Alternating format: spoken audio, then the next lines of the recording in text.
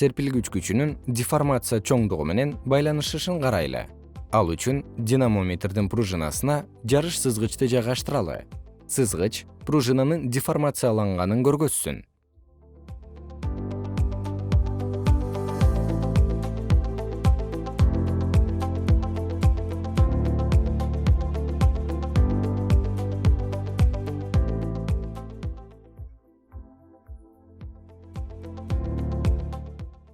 Пружинанын деформациясы өскөн соң, динамометр аныктаган серпилгич күчү дагы көбөйдү.